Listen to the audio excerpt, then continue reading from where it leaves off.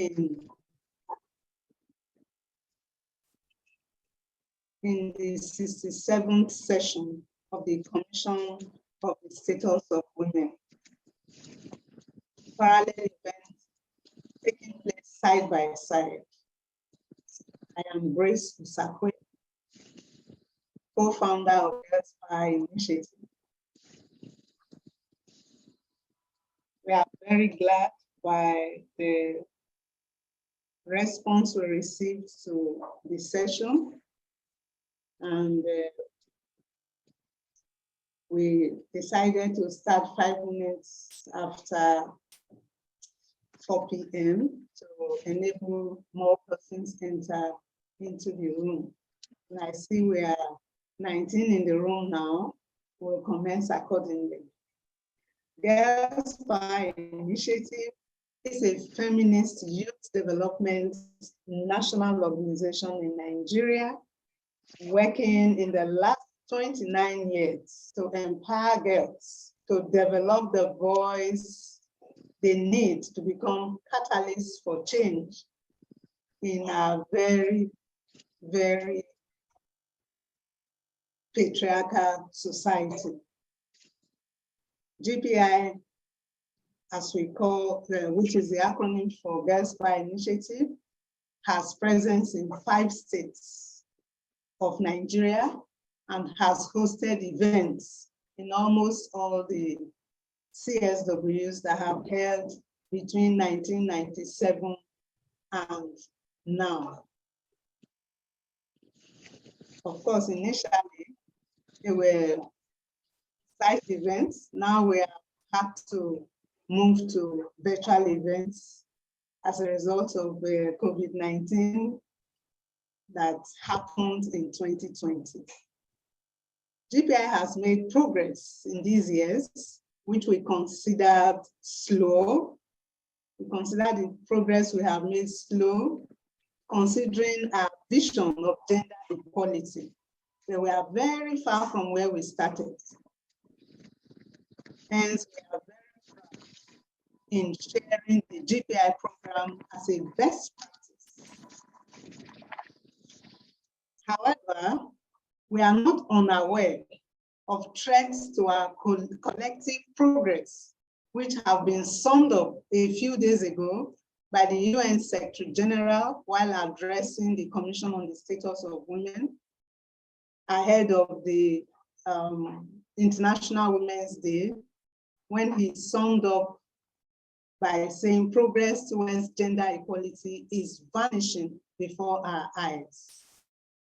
So we'll be making progress, a lot of progress by not just GPI, all of us, the women's movement, everyone working hard since, especially since 1995, to bring about gender equality. But behold, we see them vanishing before our eyes, in the words of the UN Secretary General. And now, in his opinion, following the report of UN Women, gender equality is 300 years away.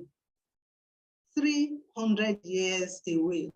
Gender equality is 300 years away now. And the examples he gave for this, the conditions that exist that are pushing gender equality further from us, are conditions that are not strange to us in Nigeria.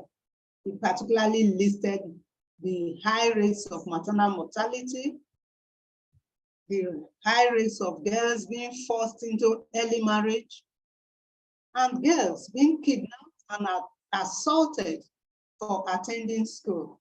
He gave these 3 as some of the evidences for gender equality being more distant than it was in the past. Be that as it may, at this our session, it's our pleasure to share with the rest of the world the GPI best practice in working towards gender equality, but with particular focus on innovation and the digital empowerment of girls and women. We hope not only to present our work, but also to hear from participants in the session on their best practices too. We hope to have contributions and comments and questions that will enable us to explore deeper and do better work post CSW67. Considering that International Women's Day was just yesterday, I want to begin the session by greeting you all that in celebration of myself as a woman, I salute you all, both males and females present at this session of the parallel events holding side by side with CSW67. The theme of our session is gender equality and the empowerment of the Nigerian woman in a digital world. To address this theme as a subtopic for our presentations today is Mabel Ekido, the coordinator of Girls Spy Initiative in Edo State. She has a master's degree in curriculum studies and has been with the organization since 2004. May is a trained teacher and loves working with girls and women. Her passion is also in community mobilization and implementing programs in hard-to-reach communities. May, you're welcome to make your presentation. Thank you, Mom CG. Good morning, good afternoon, and good evening to every one of you that is participating in our session. I want to thank you especially for attending our session. And I know you are going to have a wonderful time with us here. Gender equality and the empowerment of Nigerian women in a digital world is an interesting gap between men and women in terms of knowledge and use of technology. In this presentation, however, we shall take a look at the definition of terms and hindrances or barriers to women empowerment in the Nigeria context. We shall be looking at gender equality, empowerment of women, and the digital world. What exactly do we understand by gender equality?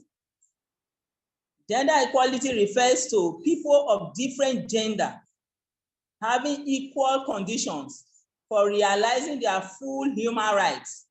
It is the ability to contribute to and benefit from economic, social, cultural, and political development.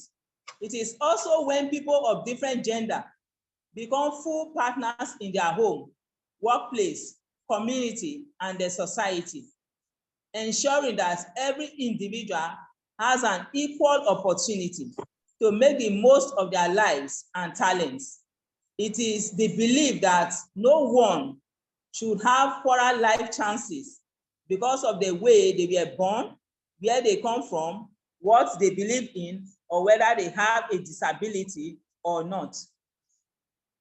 In empowering of women, we know that it is the promotion of women's sense of self-worth, their ability to determine their self-worth, their ability to determine their choices, and their right to influence social change for themselves. So empowering women is very, very important in our society today. When we talk about digital world, we are looking at the availability of tools to communicate on the internet, digital devices, smart devices, and other technologies. Our current world, you will agree with me, has gone digital, from communication to electricity, from transportation to education, and even beyond all these. There are so many barriers to women's empowerment. That's why we are holding this session, so that we'll be able to outline some of these barriers and see ways we can work around them to ensure that the women are actually empowered. One of the major barriers we have is gender-based violence. Women suffer a lot from gender-based violence, from white battery, from being silenced, culture of silence, and so many more. They are restricted. There are restrictions in social norms in every aspect of women's lives. Insufficient legal protection from violence. When they are violated, you see them going for justice. This justice is like, it takes years to come. Inadequate access to financial services, which makes a woman to wear the face of poverty. Limited access to land, capital, and technology. You will not believe that in some cities in Nigeria, women don't have access to land. They still believe that men are the sole owners of landed properties. Social and cultural barriers too are not being left out. We have both religious and spiritual barriers.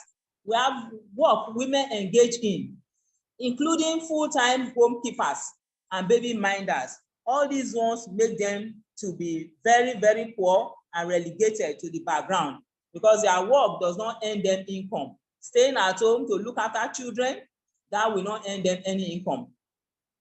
What about the relationship between gender equality and economic empowerment?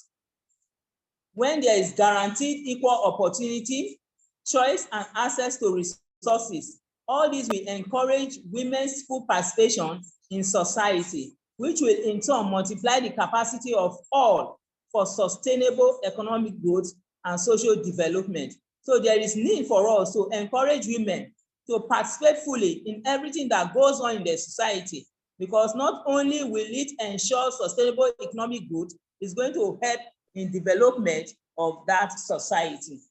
The Nigerian women and the digital world. In Nigeria, there is a risk of women being left behind as the world advances digitally. If we do not make conscious effort to carry women along, we know many of our women are very, very hardworking, but they are not using the right tools. The digital gender gap, which has grown wider over the years, must also be bridged. Many women use their phones and internet in limited course only. They limit themselves in the use of their phones, while most men use theirs in a different way. So you find men using their phones to make money for themselves. But what do women do with their phones? Many of them is just to take pictures and to send such pictures on Facebook, on social media. What are the ways we can actually promote digital tech for women and girls in Nigeria? One of them is to educate girls equally and push/promote their participation in ICT subjects. Over the years, you can see men fully participating, boys fully participating in ICT subjects. And in Nigeria, many believe that these subjects are just for boys. It shouldn't be. So girls should be encouraged. They should be educated, pushed, and encouraged to participate in ICT subjects. We should also close the tech access and usage gap. Girls find it difficult to access internet cafes and computer classes because it is mostly male-dominated classes and male-dominated environments. Where there are just males, girls will find it difficult to mingle and to associate. So classes should be specifically created for girls, targeting girls where they can have access to internet. We should also empower girls and women to create digital technology, not only to use, but to create. They can move to app development and hardware programming, just like their male counterparts. IT labs should also be made accessible to girls and the digital environment made safe. If a girl is very sure that by the time she walks into an internet cafe that she is safe, she will not be hindered from doing what she wants to do. She will not be harassed. She will not be intimidated. You see, she will be very open to want to attend such classes or want to visit such places. In conclusion, however, the priority theme for the 67th CSW is innovation and technological change and education in the digital age for achieving gender equality and the empowerment of all. we all have to put our hands on deck and be proactive to ensure that no woman is truly left behind. Thank you very much for listening. Wow. I feel like if it was a physical space, I would have asked for a round of applause for you. Thank you, May, for your beautiful presentation. We are going to take questions and answers after the first three presentations. So kindly take note of whatever questions you wish to ask, or you can put them in the chat, and we will attend to them after the next two presentations. We thank you for taking us through the main theme for this session and for highlighting other challenges, other things that have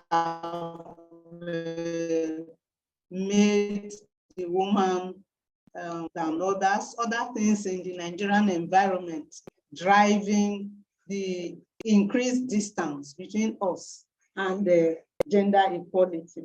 I'm also glad that despite the fact that girls is missing from the topic as written, just women, you have shown that girls are not left out. You have focused on girls as well. I do know that every woman was a girl and every girl will be a woman. There's a girl in every woman and a woman in every girl. I agree, but I thank you for also highlighting their challenges during your presentation. Being in Nigeria, in the last 1 month, happenings have further shown that we must address the digital divide between the males and the females, and that the woman, in short, in the last 1 month, the woman has been more impoverished, particularly the woman trader. When the change of currency started, we found a situation where people had to resort to transfers. And majority of women traders had no access to smartphones. They all had the small touchlight phone that does nothing, that only makes calls, and they use it as calculator. As a result of which they were saying no to transfers. I know that for 2 weeks, I was patient, still going through my old customers in an attempt to make purchases from them. But by the time I ran out of hard cash, I didn't have any option than to start looking for who will accept transfer. Behold, those accepting transfers were the males. They were the males. And I also know that I have since gone back. On an occasion, I went back to one of those my female customers, and she said, I have now started accepting transfer. I said, you started accepting transfer after driving your customers away. So the issue of being digital friendly is a key issue.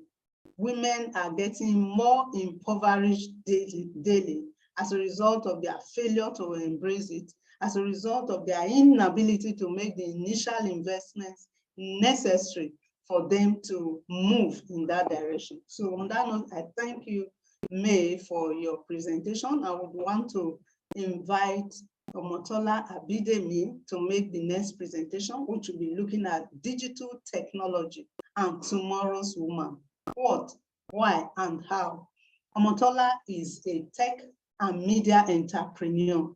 She is a communication specialist, a writer, and spoken word poet. She was a speaker at the Global Femtech Conference in the USA in March 2022, and features as a special guest on Kaftan TV's Tech Weekly on the challenges and progress of women in tech. Omotola is a young woman that GPI is very proud to associate and partner with. Over to you, Omotola. Good afternoon, everyone, or good evening, rather. Please, if you can hear me, just kindly drop in the chat box. I'm trying to turn on my video, but I feel like my network is going to lag a bit. So, but if you can hear me, please just let me know. We can hear you clearly. All right, Ma. All right. Thank you very much. All right. All right. Good afternoon. Good evening, everyone. Again, my name is Omotola Abidemi. Like she has rightly said, I am really grateful for the opportunity. Thank you very much, Girl Power Initiative, for inviting me. I do not take this opportunity for granted. Thank you so much to the last speaker as well. I feel like she has built on most of what I want to say. I'll be talking about digital technology and tomorrow's woman, what, why, and how. So first of all, like Miss May had already discussed, she has already elaborated a lot on what digital technologies are. I was just going to run through what I have. Digital technology are electronic tools, systems, devices, and resources that generate, store, or process data. Well-known examples include our social media, Facebook, YouTube, Twitter, and so many other social media apps that we're quite conversant with. We also have the multimedia and our mobile phones as well, are all examples of digital technologies. If you can remember as far back as when people used to count with the cover of all these water bottles that we have, cancer and all of that. Due to digital technologies, we've been able to bridge that gap. There have been a lot of improvement. So this is as a result of digital technologies that we now have. And also digital technologies also refers to digital devices, systems, and resources that help create, store, and manage data. A very good example too is our information technology, which is IT, which refers to the use of computers to process data and info. So if you look at it, digital technology affects each and everyone in our daily lives. It's something that we are all conversant with. It's something that we all use in our daily lives. Like Ms. May said, some of us women, we take pictures and share it on Facebook and share it on Twitter, or we share it on Instagram. This is data. Sorry, I do not have a slide for this. I'm going to share. I was unable to prepare my slide due to the short time I had. So I will just share the slide with Loretta after this when I put it together. So she could just probably email it to most of us. Thank you. So like I was saying, so most of us, we use social media. That is data. All those pictures we are posting on social media, the videos that we are posting on social media, we are willingly sharing data every day of our lives. So that is why even on Google, you go on Google and you search. There is a reason why you can search for something now on Google, and the next thing you enter Facebook and you are seeing an advert about that particular product you just Googled about. It is called algorithm. So these systems are put in place to study what we are doing online, and then they are now pushing it back in our faces. So that's why sometimes you check that you just search for how to buy wrappers on Google. And then the next thing, you enter your Facebook or your Instagram and you're seeing an advert that is showing you about somebody that sells fabric or something. This is what digital technology has been able to help us do. Now I'm going to move to the why, which is the importance of digital technology and how it affects tomorrow's woman. So first things first is consumer behavior is changing from searching and sharing of info, like I said, to shopping for actual products. So a lot of us, we have to come online. For example, look at us here. We are on a Zoom call, we are talking as far back as so many years ago. Let me use pre-COVID, for example. Before COVID came, many organizations were working, full-time. Everybody goes to the office physically. In some offices, some people do not even have access to PCs or have access to laptops. What they had was basically the desktop. But with the advent of COVID, a lot of organizations had to look for other ways. We had to look for other ways to, work. We have to also look for, my name is Omotola Abidemi, and I work with Federation Ebat Stiftung, Nigeria. Yes. Okay, we're talking to others. All right, no problem. All right, so like I said, to shopping for actual products. So look at COVID-19, see what COVID-19 was able to prove to us, that all the digital technologies are something that we have to embrace. I used to have a pastor friend, for example, I like sharing this story. And for him then, he would say digital technologies are devilish, but when COVID came, they had to start using Facebook Live. They had to start using Instagram to preach the gospel, because they knew that people can no longer come together in one place. So there are a lot of importances of digital technology, which is one that I've mentioned. It brings everybody together, regardless of your background, regardless of whatever country it is that you are. Another thing is the increased profitability and limitless communication. It has extended our reach beyond domestic boundaries. So for example, look at Girls Power Initiative. When Miss Grace, when our mom here was telling us about how Girl Power Initiative started and the states they currently are. So imagine if they were only restricted to the physical locations. Imagine if they could only reach people around them. But with digital technology now, we could reach out to a lot of people, all the interventions, all the programs that they are doing, they can now reach out to a lot of people due to digital technology. Another thing that digital technology has also done is it has helped to provide means of livelihood, a very valid means of livelihood. I know all of us like money, and it is true when people say there is money in tech. It takes a lot of work, it takes a lot of critical thinking, but then there is a lot of money in tech. And these are tapped opportunities that I believe many women are yet to tap. We have very few women in tech as it stands. We have very few women innovators, but then there is a lot of money in tech if we all harness it. Another thing that has helped our processes become faster and rapid, even with the Naira policy now and the whole cash crunch and all of that. Prior to now, before we had mobile apps, before we had our phone apps and all of that, we'd all go to the banks, you know, collect withdrawal slip or deposit slip and have to stand in long queues to make transactions. But with the advent of mobile apps, even though I know that there has been a lot of lapses in that aspect now, but we can see that mobile apps were able to help us to, you know, bridge that gap of leaving your house, going all the way to the bank to make withdrawal, to make deposit, but just sitting down comfortably in your house, you can make that transfer and everything is working. Also with the innovation of digital technology, another aspect is artificial intelligence. So because of artificial intelligence, you can go to a bank and you slot in your ATM card and you're able to collect money. Like I said, due to the Naira policy and all of that, they have introduced a lot of lapses for these particular digital technologies. But you would agree with me that these particular technologies has helped to make our life easier. So that is another aspect of importance of digital technology. It has made our processes faster. It has eased our livelihood. So it has made life easier for us. For those of us that are mothers, that our children are in school, we no longer have to now say, okay, we are going all the way to their school to go and check them in the university, or to see a video call on WhatsApp can do this for us. So these are importance of what digital technology have been able to help us do. Now, how can women leverage digital technology? How can women and young girls be engaged in digital technology? I have a degree in French language. I studied French language in my BSc, but then in my BA rather, but then look at me here talking about tech. So first of all, let me even debunk the fact that you have to have a computer science degree or maybe something that is science related to do tech. I've worked in a data analytics firm where I learned data analytics and I studied French. So that should be no barrier. That is one. And then there should be no barrier to age. Of course, I'm quite young. I'm a Gen Z in every sense of it, as we like to say in this generation. But then there is no limit or there is no age bracket to the kind of woman that can be in tech. In as much as we say, okay, young people should come into tech, but there is no age barrier. So now, how can women leverage on it? First of all, I'll talk about education. So from the grassroots, from the beginning, from the foundation, is something we have to harness. When I was in primary school, I know that we had a computer lab, but then we didn't use the computer lab as much as we should have been able to use it. Like Ms. May said in her former presentation, many boys are usually more open to the ICT thing when they are young. You know, you see most guys in computer classes. Instead of teachers to be drawing computer on the board and say, this is a computer, this is your CPU, this is this, this is that. Our educational systems need to implement the fact that people should go to the computer labs and use the computers.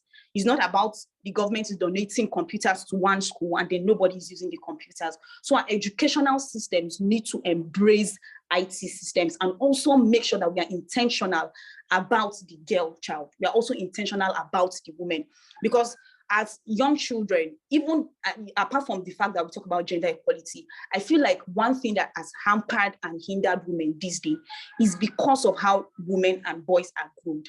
So a young girl is groomed differently from a young boy. So for example, a young girl, you tell her, go inside the kitchen and go and help your mom to cook. The boy can be outside playing. If you want to buy a gift or toy gift, probably that was not really what it was for me. But you see many children, their mom get them toys, maybe dolls or something, teddy bears. When I was really young, I didn't like any of those things. And I'm privileged because my dad was a computer engineer, or is a computer engineer. So I was able to, we had a lot of computers in the house. And then my dad would come home, dismantle some of these computers and allow us to use it. I never went to a computer school. I never had to go and learn how to type. All I did was read the computer, if I tap this and I tap this. But then I know that many young girls, many young boys do not have this opportunity. So even in our schools, it is very important for educational systems to implement tech systems, implement going ICT subjects for young children, so that from that little age, they are able to groom themselves and say, oh, when I grow up, this is what I want to study. When I grow up, I want to be this, I want to be that. For most of us, when we were growing up, what we said was, I want to be a doctor, not because of his only doctor that was a profession that we had, but because doctor was one of the major professions that we all knew. So everybody knew doctor, either a doctor or a lawyer or a banker. But now with the advent of computers and with the advent of digital technologies, we have a lot of fields women can delve into. There is the product management, there is product design, there is data analysis, where you do not even need to code or have to do Python or whatever coding that they have to tell you. Another how is to develop the interest of the girls, which is also building up on what I've said about education. So once young girls already know how to use these things from a young age, their interest is developed. They are sparking up that interest in them. Even us as mothers, instead of giving our children phones to just help us send text messages, instead of giving, we can also, register them for computer schools during the holiday lessons and all of that. Also, culture change. There needs to be an overall culture change. And this goes to say in everything that I've said before, just building up on what I've said about how young girls grow and how, and how young, I don't know, my video, I've been trying to turn it on since, and how young girls grow and how young guys too are groomed. So our culture needs to embrace that particular aspect. Our culture needs to embrace intentionality. I'm very, very, very particular about intentionality, because for most parents, we get our young boys gadgets. So because these boys have gadgets at a young age, they already have the thinking that, let me dismantle this thing and see how it works. Let me see if I dismantle it, what's going to happen. For me, I was playing a lot of video games when I was really young. I have a friend, because of that video games, I didn't even build on it. For him, he would say, I want to be able to build video games. Instead of me playing, let me go beyond playing these games and also building these video games for myself. So our culture, we need to make sure that we are more open to how we train our young girls and how we train our boys. We should groom them the same way. And then also it's ownership and mentorship. I feel like there are a lot of women, not quite a lot, even statistics are shown, statistics from the National Bureau of Statistics also, I can't remember which of their data, it stated that only 22% of women make up of the GAFAM workforce, that is the Google, Amazon, Facebook, and Microsoft.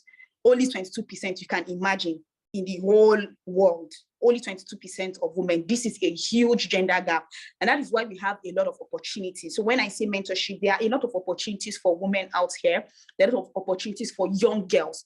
That is why you see them say things like women in tech, those cliches. There is nothing like men in tech.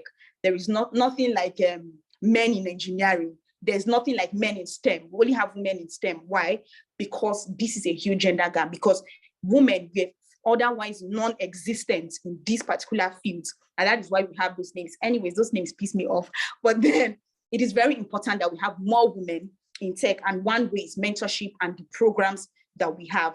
I know of the She Codes Africa, there's Impressive for Good. There are a lot of CSOs and organizations that are doing so much to enable a lot of young girls become into tech and also learn about tech. So I've mentioned several fields.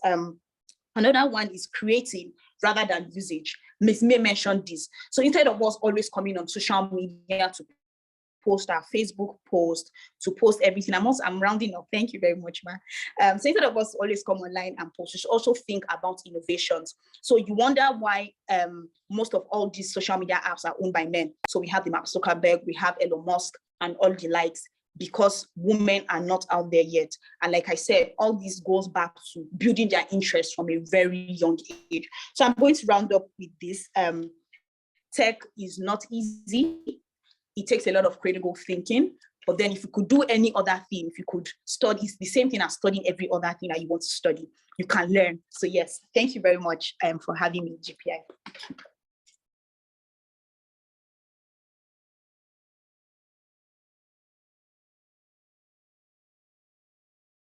Omotola, thank you so much for that wonderful presentation. Yes, you started by saying May had said a lot about what you intended to say, but you gave more flesh to what the digital technology truly is. The what, the why, the how. And I'm very glad that as a young person, you were also able to focus on girls and digital technology. The take home for me is your emphasis on intentionality. It shouldn't, we have to move to that space where we are able to intentionally expose girls at very young age so that they are also able not only to utilize, but also to program, to develop, to also become entrepreneurs in that world. Thank you. And we look forward to hearing more from you in the question and answer session. Funmi Abigor is the next presenter. She is a prestigious sole proprietor business tycoon. That is how she defines herself. And I find it very, very interesting. But beyond that, she's a facilitator in GPI. When Omotola was talking, she talked about the world as it is now, being able to work outside the office. Funmi is able to work in GPI, do GPI work outside GPI, as well as do her business outside GPI. And she's a young woman too. She joined GPI as a data entry clerk and a front desk officer in 2014. She moved on to the position of Vulnerable Children Officer, later a caseworker, and currently a facilitator of comprehensive sexuality education in the organization. She will be looking at gender equality as a prerequisite for women empowerment. Funmi, over to you. Hi, everyone. I'm really glad to be here. This is the 67th session of the CSW. I was here last year, and today I'll be talking on gender equality, the prerequisites for women empowerment. My name is Funmi Abigor, a facilitator in Girls Power Initiative Benin Center. I know that right now we're in a digital world. Women need to be empowered in order for them to also, for us to move on with the world. So therefore, I'm mandated today to speak on the topic gender equality, a prerequisite for women empowerment. I'll first of all like to talk about gender. Gender can be referred to as a role and responsibilities attributed to different sexes according to their societal concepts, according to their norms, according to the values of wherever they belong to. Looking at gender equality now is a state in which we have access to rights and opportunities together the same way, the same level, which means giving everyone equal access to resources and opportunities, regardless of their gender, including economic participation and decision making. It is also a state of valuing different behaviors, different aspirations, and needs equally. Irrespective of your gender, you are supposed to be able to know what you want and access what you want. Equality should be at home and also in workplaces. All barriers should be removed totally. All barriers that can affect women to be participatory in the workforce or to have access to occupations and industries or leadership roles of their choice must be fully removed. In GPI as an organization, we practice gender equality, and we don't give any position to or roles to a male or a female because it's a male or female. In GPI, it is done based on qualification, your capacity, as long as you are able to do that assignment that is being given unto you. And the aim of gender equality in GPI is to achieve equal opportunity for all. Everyone is being treated equally, regardless of your gender. Meanwhile, according to gender analysis, the use of technology reveals a historically unequal power relationship between women and men, especially when it comes to the use of technology, knowing that we are in a digital world. Differences in access to economic resources and knowledge, together with gender norms and perceptions on the use of technology, which can sideline women in this digital world. Like Momsi said earlier, Momsi G was referring to when she had to go buy things, and when it got to use of transfer in purchasing goods, she discovered it was the men that accepted transfers. The women did not. That's one of the perceptions that sideline women in our society to economic resources. Most women in Nigeria are mainly concerned about their family. That's one of the major reasons. They have their family at heart, their business, and they consider the use of the small button phones, which they can easily use to make their immediate calls and calculations that they can do immediately. They find it difficult to learn the use of smartphones, which digitally would have enabled them to be more empowered. If you have a smartphone, you can advertise your goods and services. You can make advertisements freely, only with the use of maybe few or little megabytes. But they find it difficult to use it, mostly because of their level of literacy. The cultural values also restricted women from the use of digital devices and software, especially the married ones in the rural communities. However, ICT also facilitated the spread of gender-based abusive online materials in which women and girls are overrepresented. As regards this, restrictions have also been on women and girls because of the fear.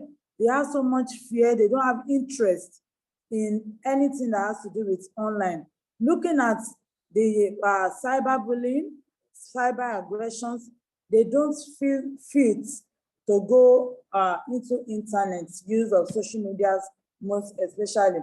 In our rural communities also, it is mostly believed that the women or the females are to wait on the men to get whatever information that they needed. And that is one of the superiority men have over women. But today we are looking at gender equality as a way to empower our women in order for them to be able to have access to information and communication technology. There are facts about gender equality. One of them is that girls and boys, their behavior is mainly due to the differences in how they were treated by their parents, by their teachers, their friends, and the society wherever they find themselves.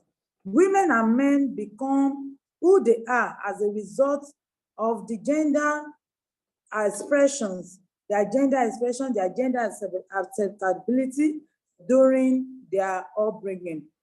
And gender equality also defines power, privileges, and possibilities that some persons, irrespective of their gender, have or do not have in a given society. A girl child is supposed to be mentored, is supposed to be taught so that it will become a dependable and an empowered woman when it comes to use of technology.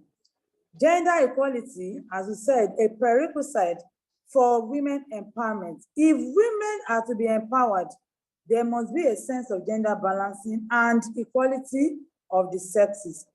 There is need for women to have equal access to technology as their male counterparts, because empowerment in the 21st century cannot be complete for anyone, male or female, without the knowledge and use of technology. Women must be given consideration when it comes to the use of technology in order to encourage them to be more participatory by ensuring that they are being protected from cyberbullying and cyber aggressions. Mostly in Nigeria, where I stay, where I live, where people believe that mobile technology will expose female to undesirable behaviors. And because of this, they are being restricted, they are being deprived, especially for the use of mobile technology. Thank you very much. That's a little piece from Funmi Abigor, Girls Power Initiative, Benin Center.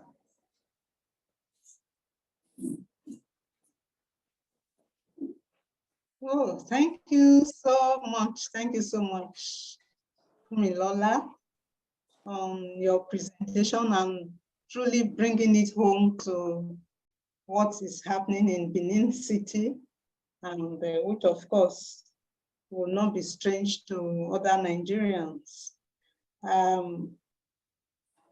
The issue of the belief that the woman should wait for the man to get information just took me back to rural settings where women hardly go to the square where the men discuss. They stay at home. At least we see that in the home video. We see them staying at home and their husbands going for the meetings and bringing information back home that this is what has been said. That has to change. Women have to be given spaces. They should claim such spaces. They should seek to access such spaces. And we should all work to enable women have access to such spaces so that they can run with whatever they are faced with. They can address situations that they are faced with. So at this point, we would take questions and contributions from participants. You may indicate by raising your hand if you have a question, a contribution to make. Going through the chats, there is no question so far. So in the next 10 minutes, we shall take questions and contributions from participants.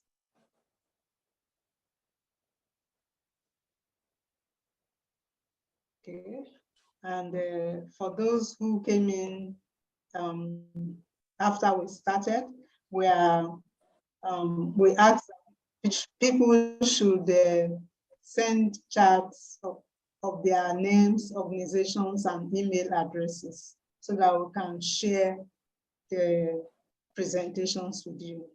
I see Rosalino Kosun's hand is up.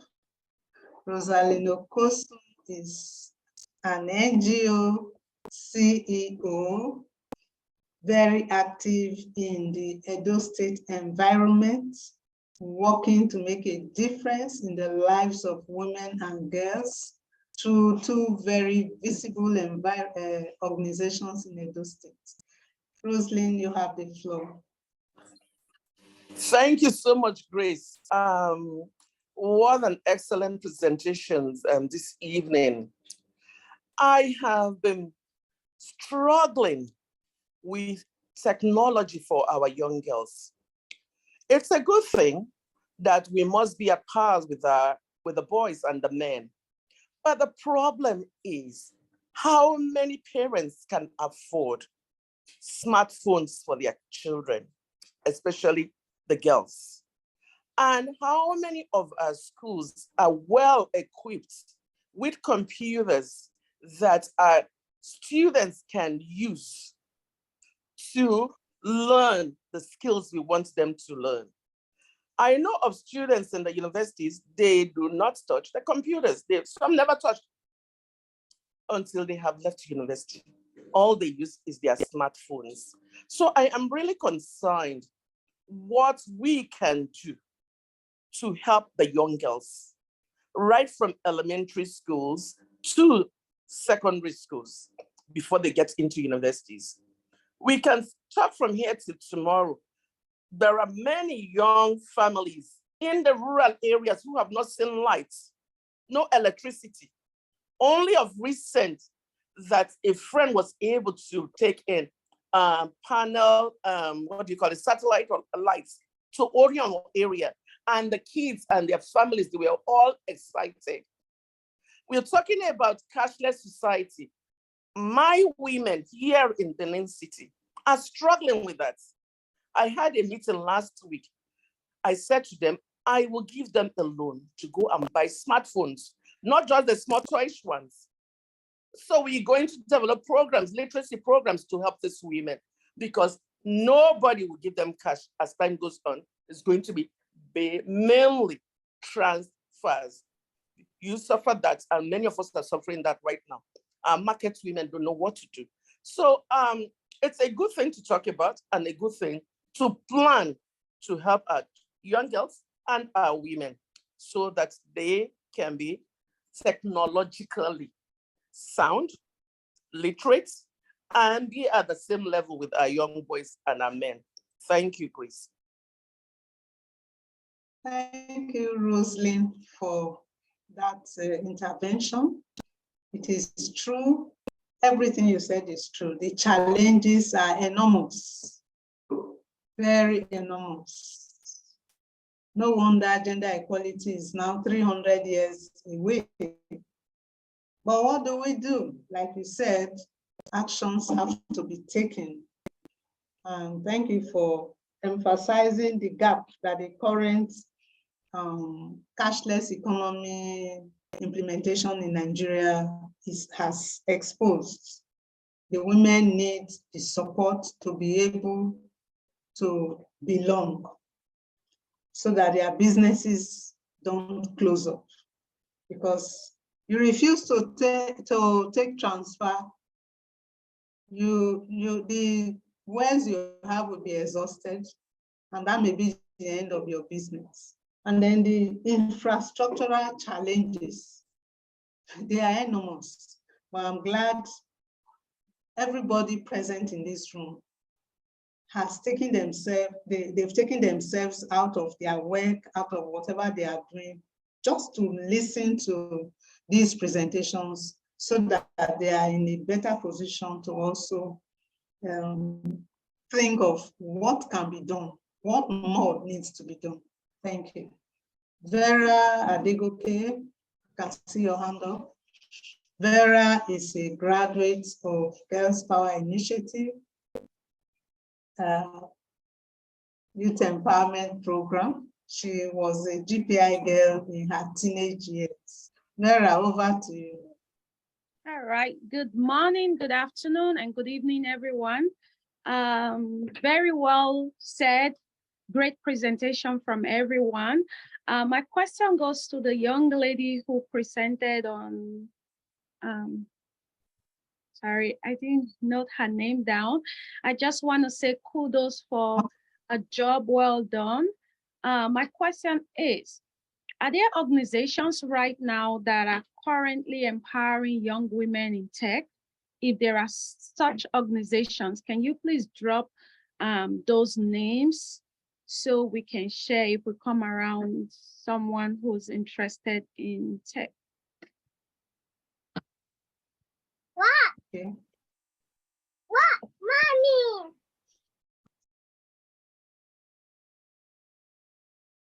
Okay. All right. Omotola? Yes, I'm here. All right, thank you very much for that question, Ms. Vera.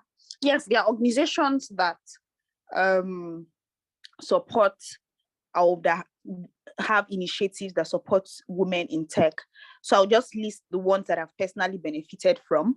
There is Poise Nigeria. So you could just search online, Poise Nigeria, they do this, there's a program they do, I think every 4 months or every 3 months. I know I was a beneficiary of the last one.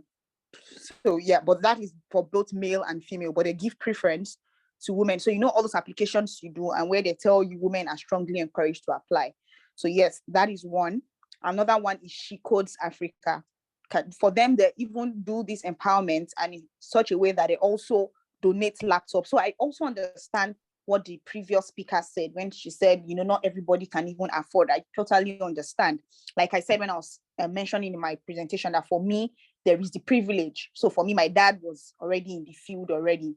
So, but yes, there are initiatives like She Codes Africa that even donate laptops to these young ladies, because in as much as you tell them to learn, then you learn, and then what use is it learning, and you do not have what to practice on.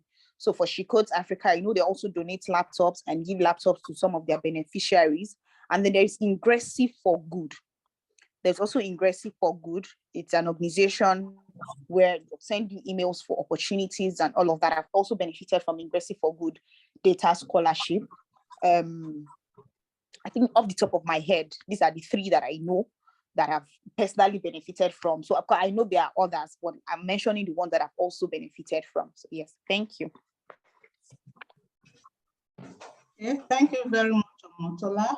You would kindly type the names of these organizations in the chat box so that others can copy from there. We'll take two more questions. Ensure the two hands up. So we'll go to the second half of our presentation. Kindly be brief. Prince Williams is the first hand we will take, because he is male. Yeah, Prince, over to you. All right, good day, everyone. I wanted to say this after the whole everyone presenting, but the question came earlier. Few days ago, I came across Hughes and Tech. It's an organization. It's a tech organization that empowers people on various courses and tech courses. Just wants you to be more technologically minded. So in honor of the International Women's Day, they are their target is 5,000 women. They're empowering 5,000 women for production management. I'm saying this because Mrs. Vera mentioned organizations, if there are any organizations. I said I'll say Hughes and Tech. And for those based in Edo State, Nigeria, you have Edo Jobs. Yes, Edo Jobs. I don't know why, especially when I hear some people discussing in Benin and they're like, oh, I don't have what to do. I don't know what to do. And I'm like, go to Edo Jobs. And they're like, no, I don't want to go. I don't understand. These people are calling you for free. Come, just come. Some of the courses, they even go as far as, we'll pay you to learn from us and we'll even get you a job. So what's the problem? Just come. Why is that so hard? So yes, they also empower women. They do not specifically target women, but yes, they empower women, because I have a couple of lady friends who have benefited from this. One is a graphic designer, another is a web designer, and so on. So yeah, I just wanted to say that. Thank you. Thank you very much, Prince. And I would kindly enjoin you to type the two names you gave so that everyone can copy the right thing, and it's to be of benefit to all of us, not just to Vera. Thank you. And last but not the least is Dorcas. Dorcas Uche is also a graduate of GPI. Prince, I should acknowledge the fact that you are the brother of a graduate of GPI. That's good. Dorcas, over to you. Good day, everyone. I'm privileged to be here, and I appreciate that. I saw the speaker a few days ago, the poster talking about this event, and I was like, yay. I called out of work to join because I don't want to miss. So I particularly enjoyed all the presentations. Like, I learned new things, even though I'm a GPI graduate, but I'm happy I joined this meeting today. So my contribution is this. We're talking about women empowerment and all of that. Like Vera said, or every other people have said, not every girl or every teenager has access to even these information that we're looking for. One to spread them. Some people still will not get it. So personally, I try to reach out to young people around me in my communities. Although I don't live in Nigeria now, but I still have a way of reaching out to people especially those people at the vulnerable stage, like those young girls that don't have help, they're from poor backgrounds. I just want to share this, like if everybody would take it upon themselves to help every young girls around them. You can give money help. After giving information, sometimes they need money to be able to carry out whatever information you've given them to be able to do something with it. They still need money. We know the country is hard and money is, is now easily gotten, but whatever we can do to help every young girls around us, we should try and do it. I can give my youth phone, the phone that I don't want to use anymore. I don't have to give it to my relatives. I don't have to give it to my best friend's child. I can give it to somebody I don't know, somebody from the street. There was one time somebody called me like, oh, these people, since their grandmother died, they've been suffering, blah, blah, blah, blah. I was like, oh, can you get her number? And I spoke with the woman, what do you need? She said, oh, she just need a phone and all of that. If she's able to get a phone, she can do this, this, and that. So I gave her, I assisted her. If everybody would just lend a helping hand to those in need, things would really be better, because that's one thing, that's one reason why a lot of people cannot really access or reach where there's something useful for them, but they can't reach it because it's still kind of dark. Let me use the word. So we need to do our parts by giving from our pocket, even if we have to refer, we have to look for information that will be useful to them. We still have to try and give from our pockets. Thank you. Okay. Thank you very much, Dorcas. So as we move on to the next session, we'll do a 2-minute survey. GPI Abuja, over to you.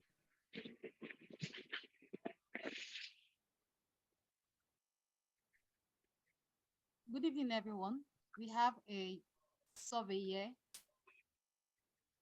Please, as you see it on your screen, kindly click on the different questions. The first one speaks on gender, the second speaks on location, and the third speaks on how you got to know of this session. So the last question is a multiple choice question. So exactly 5:09, the survey would end. Thank you very much.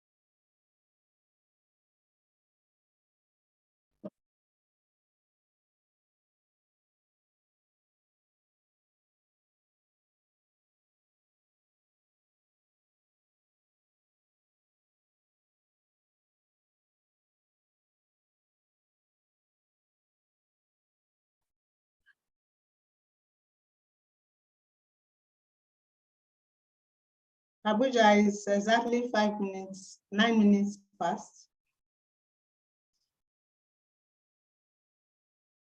Could you share the results?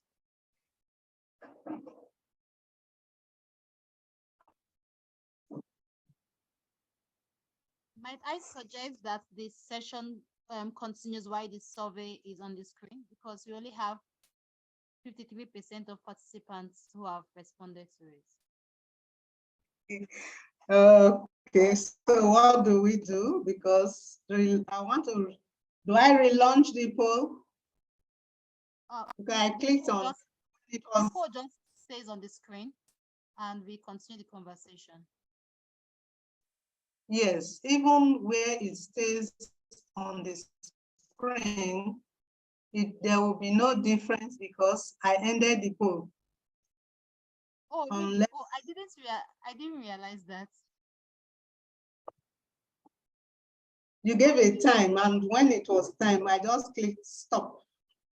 And the next thing should share results. Oh, okay. Okay, we'll take the poll at the end of the session. All right.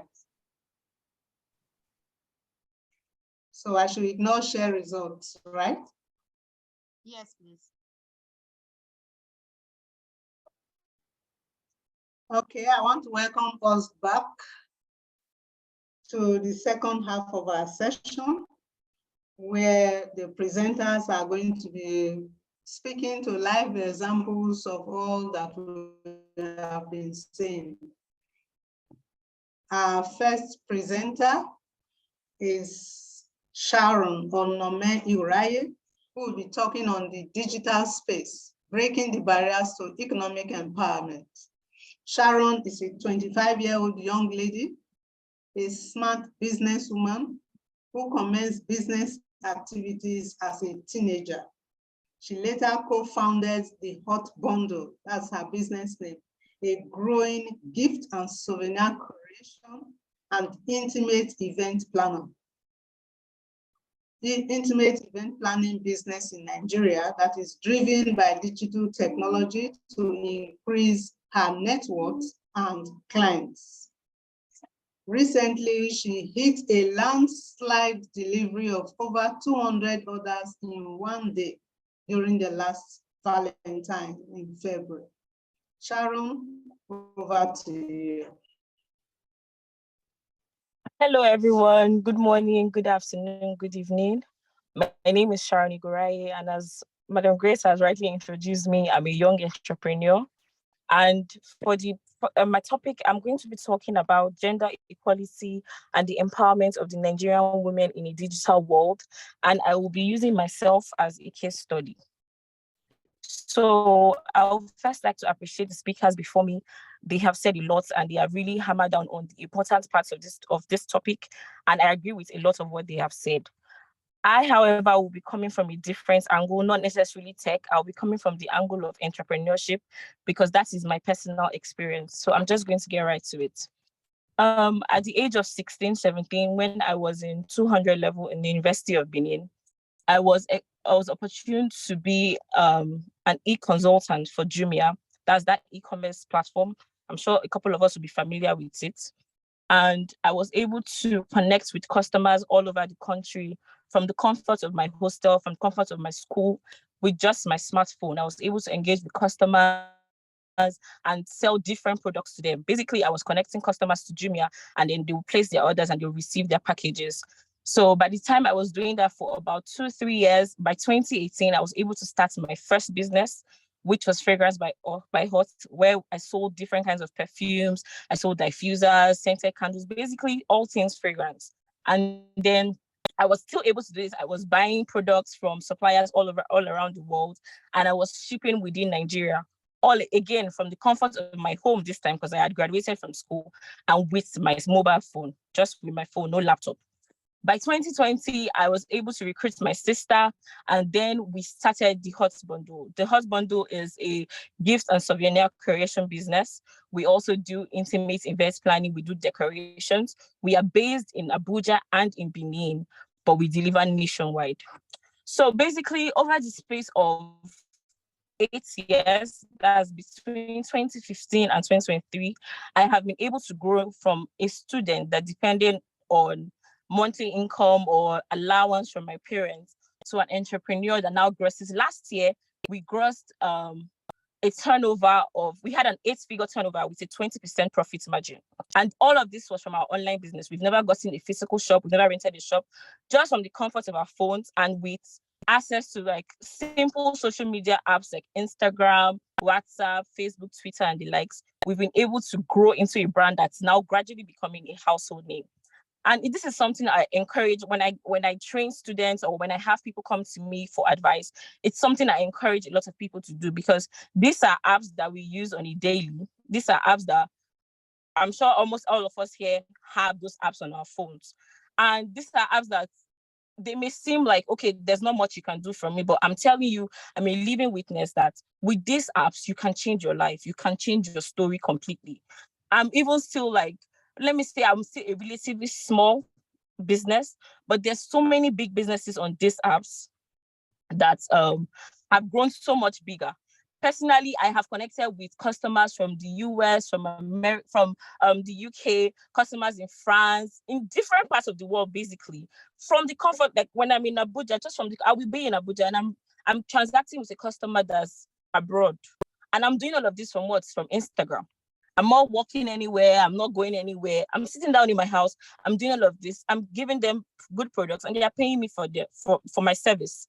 And that way I have empowered myself. My parents have not had to spend so much money or say, oh, you have to go abroad for this. No, I have done all of this from my home. So I know, yes, a lot of people have mentioned that, okay, oh, access to a laptop may be hard. Oh, are there companies that empower women in tech free? Yes, I know that is a very wonderful field, but I'm saying this is another opportunity. Entrepreneurship is, I won't say is overlooked, but I think the online part has not really been fully tapped into. I don't think people really realize the potential that is there.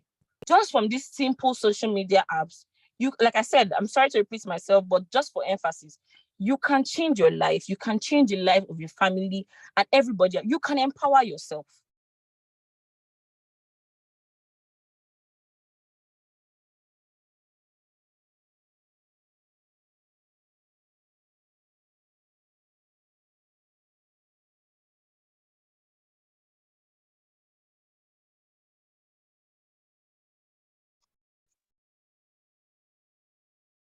Okay, I guess that's the network issue.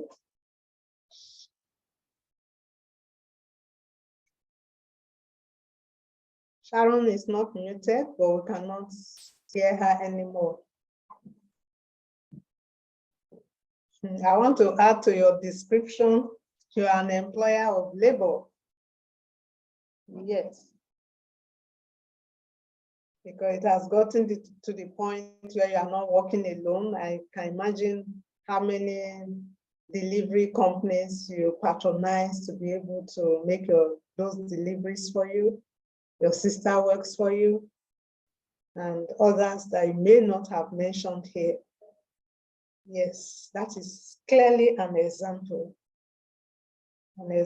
that shows it is possible. We can break the barriers to economic empowerment using the digital space. I want to invite another young person to also make a presentation on digitalizing adolescent sexuality education. Still the issue of space, the issue of reach. Aderonke Olisa, who will be handling this topic, is a public health educator with over 6 years of experience in adolescent health and development. She is a graduate of Masters in Public Health from the University of Ibadan and currently works as an assistant program officer in the GPI Abuja Center. Aderonke, over to you.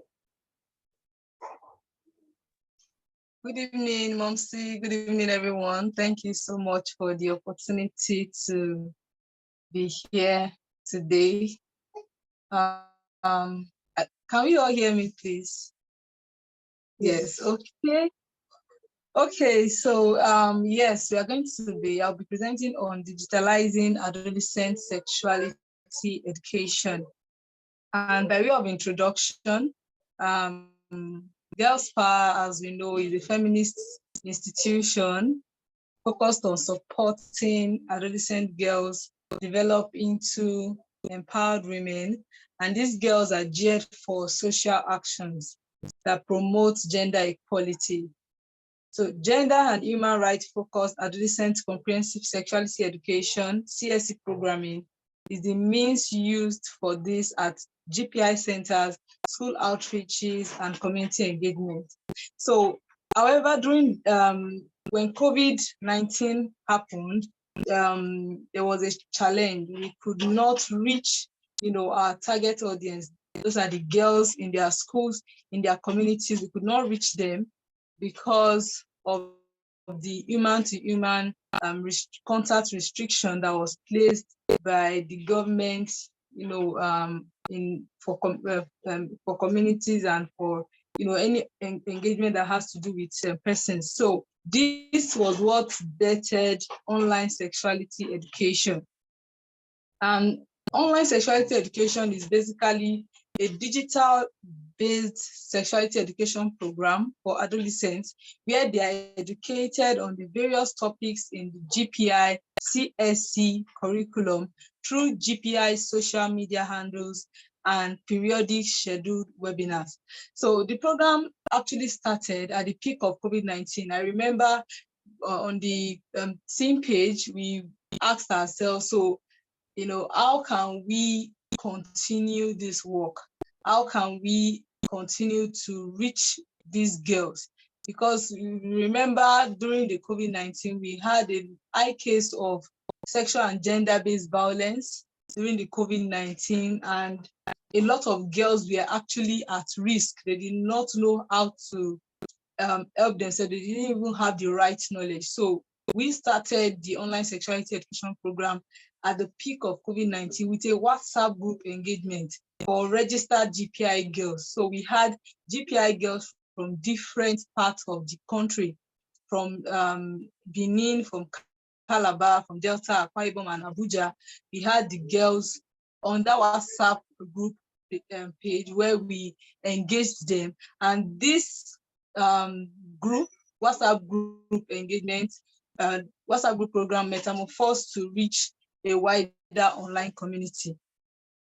Yeah, so for the online sexuality education, we have 3 major areas of focus. We have the sexuality media series, and this includes sexuality education and life management skills posts on our social media platforms, which is Facebook, Instagram, YouTube, and Twitter. So what we do for SMS, as we fondly call it, is that we create, using the GPI curriculum and manual, training manual, we create posts, and we create posts using graphic design.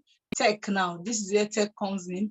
We use graphic design, and we make it engaging, make it interesting, make it appealing to our target audience, and we post it on all social media platforms with interesting captions that would captivate our audience. Now the other area of course was FAQs. So we had FAQs are frequently asked questions by adolescents. So we do this on Fridays, where we engage adolescents by publicizing the answers to the FAQs retrieved from GPI outreach toolboxes.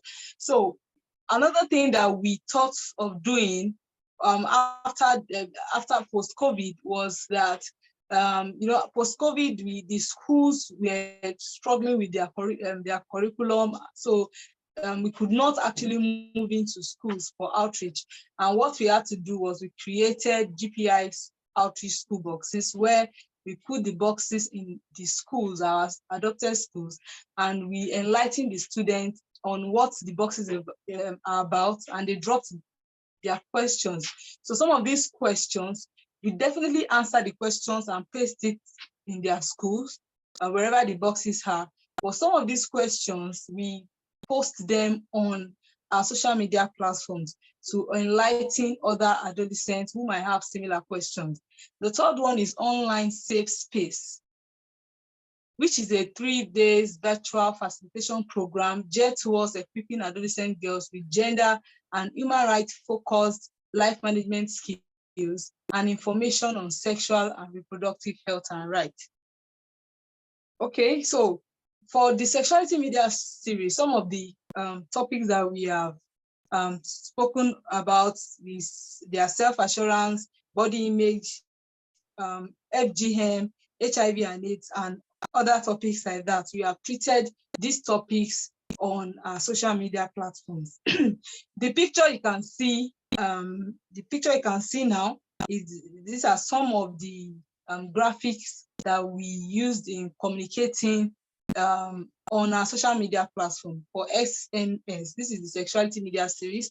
We can see the pictures there. So for the frequently asked questions, we launched it March 26, 2022 during the International Adolescent Health Week. And this is how it looks like. The next slide shows the different questions that the adolescents asked, and we were able to provide answers. The next one is the online safe space, which you can see the flyer that we created for the program, My Body, My Values, My What. It was done to educate participants on body image, communication skills, and violence against women and girls, which we had 24 registered participants with 3 facilitators for the program. Now, what is our take-home lesson from the online safe space? We discovered that parents and caregivers are in search of opportunities for their wards to learn accurately on sexuality education. We actually noted that some parents join their girls to learn during the period of the training. We also discovered that digitalizing sexuality education expands reach to young people who are beyond our geographical reach. So before, you can just say, okay, we are reaching Abuja girls, we are reaching Benin girls. But now, looking at this pie chart, you see that it cuts across a lot of geographical locations.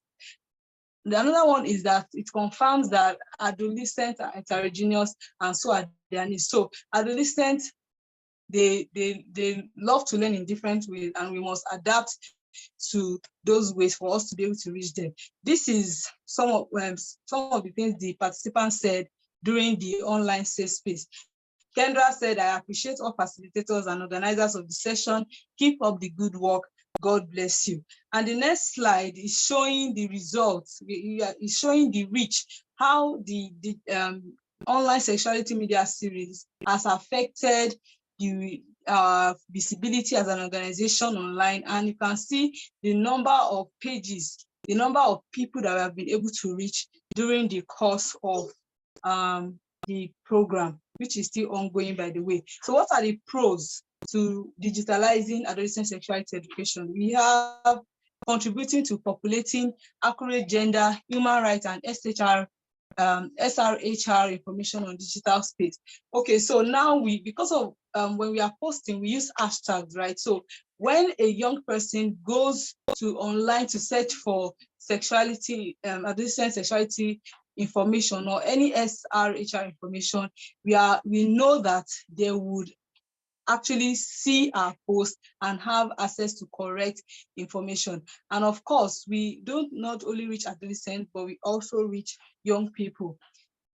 A disadvantage, you say, might be that there's a risk of exposure of the young girls and young people to harmful content on social media. Our challenges are the access is limited for some girls who do not have smartphones. We have internet or network issues which affect student communication. We have lack of funds to access internet services by the girls. How can we make this better? We propose adoption of GPI online adolescent sexuality education program, and that of similar organizations. And of course, there's a need for collaboration to strengthen the reach. Finally, we need more available personnel and digital platforms for real-time responses to provide adolescent sexual and reproductive health services. Thank you so much for listening.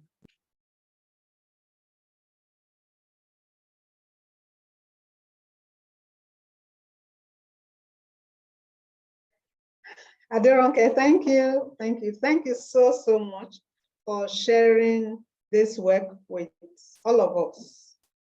It's quite interesting. Truly, it gives access. Online adolescent sexuality gives access to many more adolescents to correct information. Nothing like that. I know you raised the challenge of the security of the digital space also. That is a reality. And is a reality GPI is already coping, trying to design programs to address. In the current review of its all one curriculum, a curriculum that was drawn up by experts from different parts of the world, including GPI representatives. In the review of the curriculum, we now have content on the digital sexuality education, helping girls to be able to cope with exposure to the internet, how they should respond when internet-based, when they are faced with internet-based abuse. So yes, it's a challenge, but we shall not be daunted by the challenge, because the responses are coming every day to make that change. Aderonke. Our last presentation is going to be also presented, is going to be on results. And this time around, is going to be looking at results from GPI Edo State work on counter-trafficking work by GPI Edo State. It's GPI as a best practice for women empowerment program scorecard, GPI anti-trafficking work over the years. The presenter is Amada Suese, who has over 20 years of experience in project management in different areas, including youth, HIV/AIDS, human trafficking, gender, orphans and vulnerable children, community mobilization, sexual and reproductive health and rights issues, as well as monitoring and evaluation. He has served in different capacities in GPI. He has served in administration, in project management, in research, project monitoring and evaluation, and currently heads the M&E unit. This morning, he got a call that has prevented him from being physically here. So in his place is Joy Owarenme, the current head of the education unit of GPI Edo State Center, who has over 9 years experience in comprehensive sexuality education programming, as well as field work and counseling. Joy Owarenme, over to you. Unfortunately, you have just 5 minutes because we have to at least have 10 minutes of discussion before we close. Thank you for agreeing.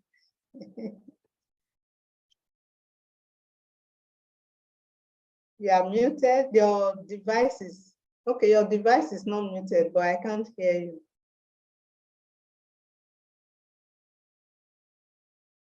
I can see you are in the office. You better go and sit by another person's laptop to make this presentation, Joy.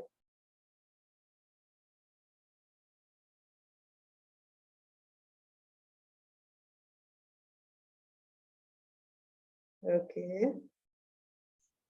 While she's at that, I want to thank our participants again for being with us at this session.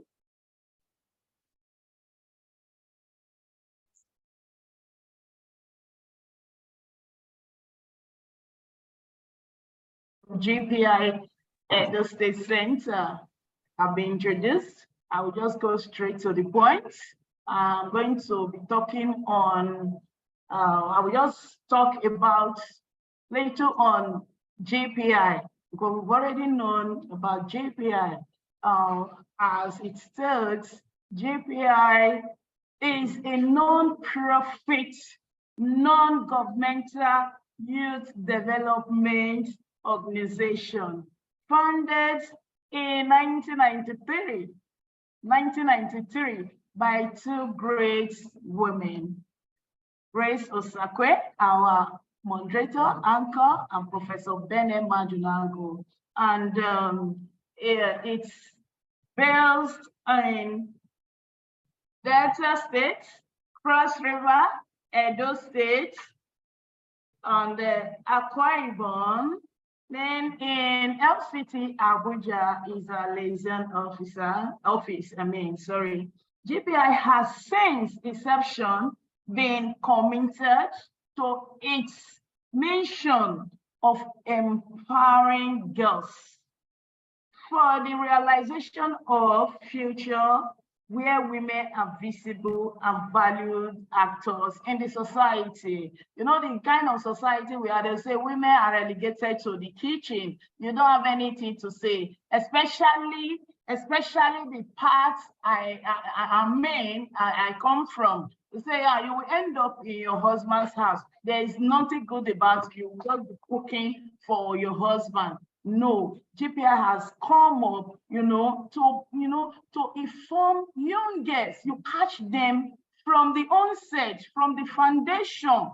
Teach them what they need to know. Teach them the relevant things they need to know. That's what GPI is like, so that they will be visible in the society. Thank you very much for that. I'm going to talk on 3 areas that GPI has been doing well and still doing well. One, we are countering trafficking. In the areas of intervention, we have prevention. You know, they say prevention, is better than cure. You have to tackle it. When you prevent an issue, when the issue arises, you have less work to do. That's what GPI does. Then in area of trafficking and prevention, GPI has reached 9,608 students and 411 teachers with information on human trafficking and unsafe migration, gender-based violence, and positive parenting. Hello, can we hear me? We can hear you clearly, and you have 3 minutes more. Okay, thank you, Momsi. So we've done that. We've reached out to those figures.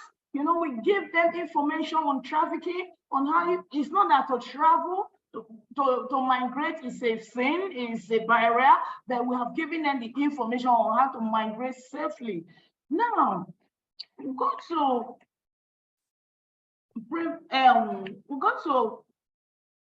prevention. We don't just work alone. We work with so many stakeholders. We don't go to the field. We don't give information. We work with so many stakeholders to bring out meaningful information, to dish out to the peers, so that they will go out there and give to their other peers in the communities, not only in the urban area, also in the rural areas. They share the information. Gone are those days that they used to say, I cannot make it here. I can't make it in Nigeria. I will have to travel out, irrespective of any way that I have to go. You can see the picture on the screen. Went to schools, gave them information to dish out to their various peers, and come back and still give us what they have done. So that's what GPI is doing. And in that, we still collaborated with NAPTIP, which is National Agency for the Prohibition of Trafficking in Persons, the body that is governing anti-trafficking in Nigeria. We collaborate with them now and still on. And LSAT, which is the body that is governing Edo State anti-trafficking body. So we don't work in isolation. We work together, we collaborate, so that we'll get a meaningful result. Before now, the traffickers were in urban area, but now they've gone to the rural area. That's why we took it to the rural areas to sensitize them, work with stakeholders, traditional leaders, you can see them, communities, to prevent trafficking in various communities. Not only that, we protect and empower survivors who have come back. We empower them with various skills. After skills, then we set up a business for them. And they are doing well. Most of them the majority of them are doing well. So that is what GPI does. You could see the pictures, the pictures speaks for themselves. Now, thank you very, very much, Joy. I know it's not an easy task presenting a scorecard that spans a period of 6 years. Your presentation covered 2017 till date, and it covered 3 areas of work: prevention, protection, and partnership. Yes. We will share the slides with participants so they can read at their own spare time. And Vera made a request if she could also get the slide from the presentation by Sharon. So she expected to hear her complete her presentation.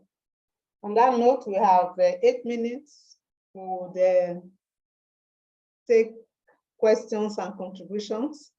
If Sharon is in the room, we'll give you 2 more minutes. We'll give you 2 minutes to complete your presentation. And others kindly indicate by raising your hand if you have a contribution or question.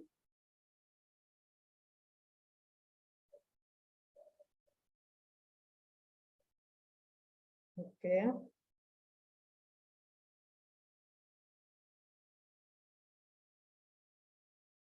Okay, since Sharon is not in the house, so over to you, Zion. Thanks a lot, Ma, for the opportunity. I must commend the amazing work you have been doing over the decades. I really admire your tenacity and your engagement and your contribution towards building a very healthy society, especially for the girl child. I really want to appreciate you, Ma, and all the members of your team across Nigeria. Thank you very much for all the wonderful works you're doing.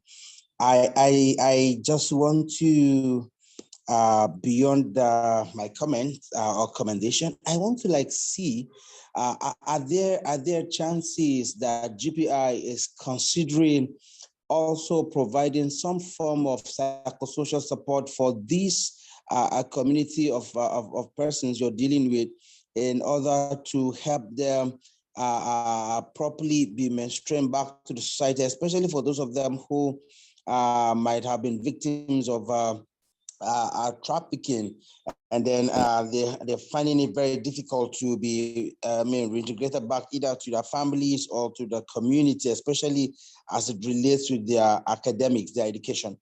Do you consider in probably now or the nearest future mainstreaming mental health into your programming? Thank you very much, ma'am.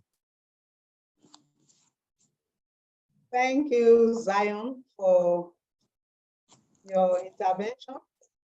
That question is noted, whether psychosocial support for victims, mainstreaming mental health. That's by Aderonke. Your hand is up. Kindly ask your question or make your contribution.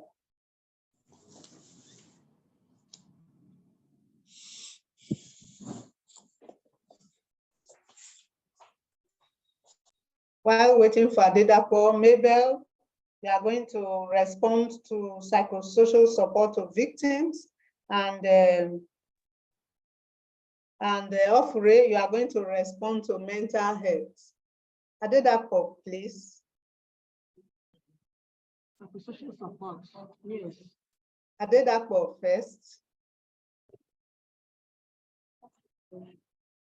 Yes, am I to answer? No, your hand was up. You have a question, a contribution? Okay. Over to you, Mabel. Mabel, is Mabel to answer the question? Yeah, answer the question on whether GPI is providing psychosocial support to victims. Yes, GPI provides psychosocial support to victims, otherwise known as survivors of human trafficking. We also provide support to vulnerable children and people that suffer from SGBV, sexual and gender-based violence. Thank you. Okay. The scorecard was presented in a hurry and the head of M&E was not here to do it himself. But when you receive that document, you will see the number of survivors of trafficking, as well as those vulnerable to human trafficking who have received support in the last 6 years from Girls Spy Initiative, Benin, Edo State Center. And for Loretta, are you here? Could you speak to mental health within GPI programming, mental health support? Okay, I don't see GPI Abuja here anymore, but I could help respond to that, and the answer is yes. In our work, both with children on the move who are returned from their transit or destination points as a result of difficulties they encounter while moving, whether aided or unaided, we found the need for addressing mental health issues. And when we moved on to working with victims of human trafficking, who were returned also from other countries of Africa and Europe, we found mental health service provisioning as something we had to address. But we address it from the perspective of awareness raising in order for others to see the need for mental health programming. And then we make referrals to institutions and other organizations who provide services to persons who need mental health support. So GPI is not in a position to do more than counseling. When it goes beyond that, we refer to experts. And then we belong to a network of these experts. So we have direct link with them to be able to we seek advice from them, and then we refer persons to them for such services. Thank you very much, Zion, for the clarification you sought. On that note, I want to thank everyone who participated in this session and appeal that you give another 2 minutes to the poll. It's already open. It's already open. This time around, I will not stop it. Unfortunately, we are now fewer in the house. While that is going on, thank you for, we appreciate those who dropped their email addresses. We will send the slides to you, and we appreciate everyone for being here. We couldn't have had this session without you. We appreciate every GPI graduate, especially those who came in from other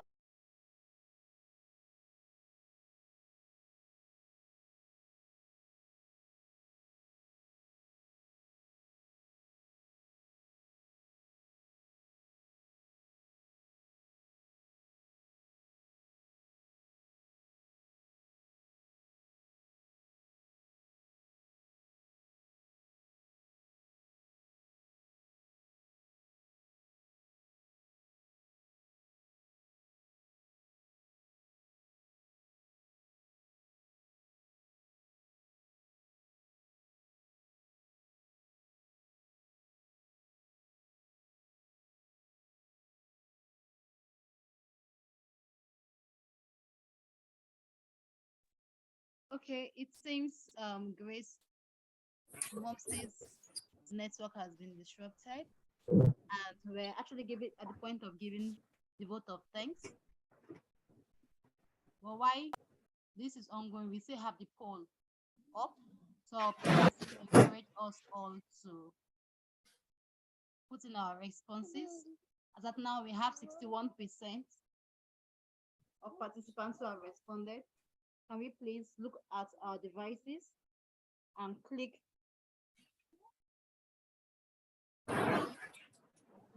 any of you?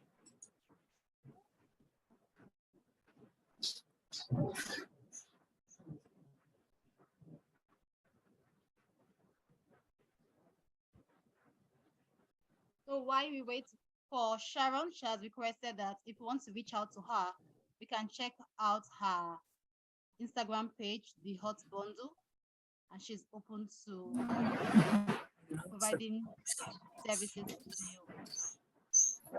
If you want to have access to any of the slides, kindly send in your email addresses to participate.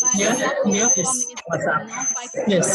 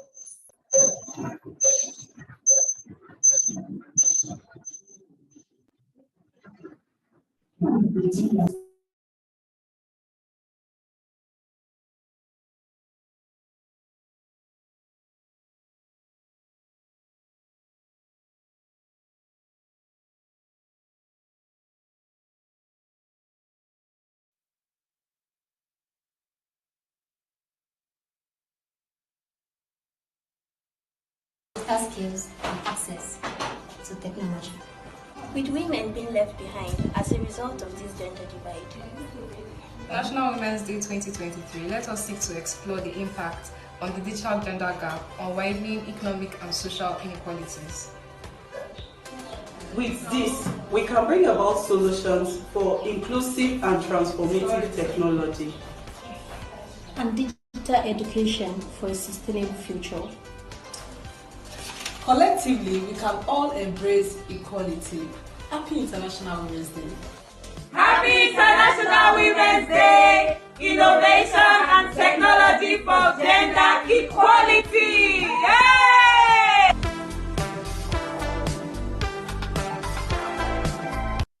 This is Mabel Ekido from GPI Initiative, wishing every woman out there a happy International Women's Day celebration.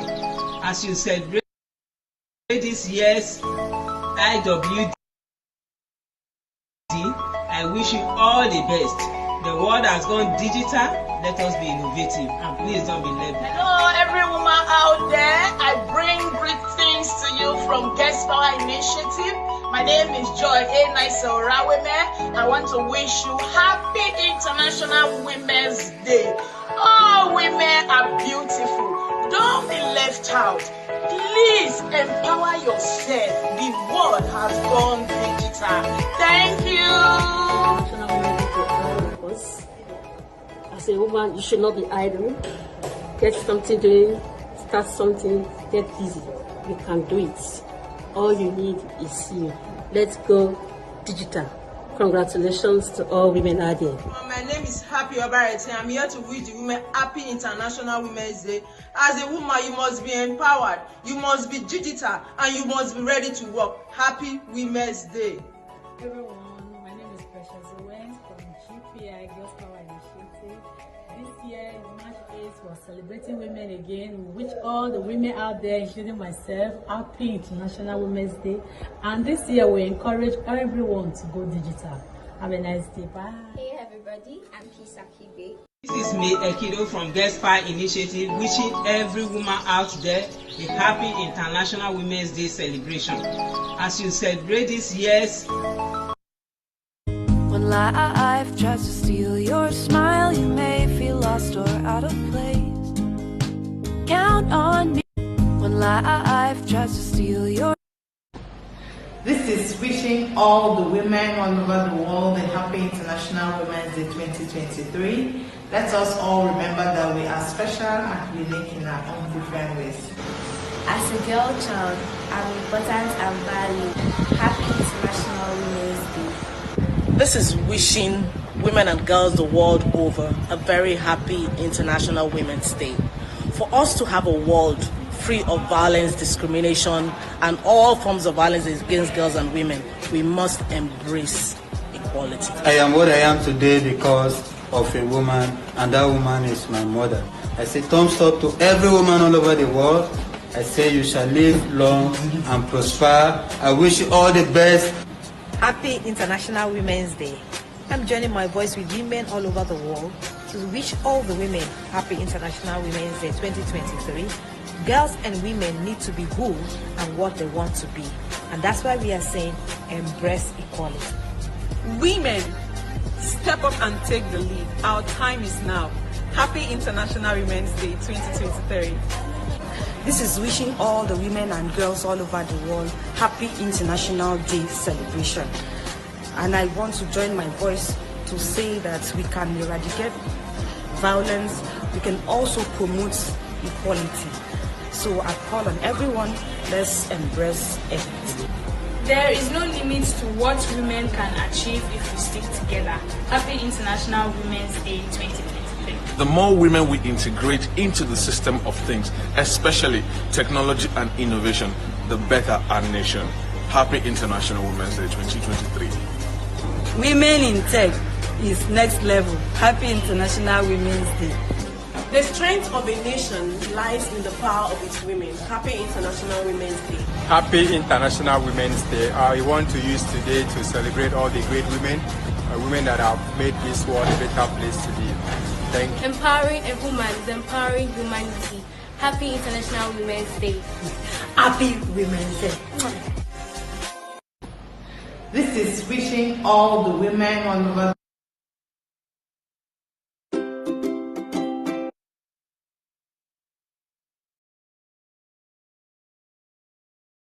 Thank you, everyone who stayed back with us and who began this session with us and is still here right now.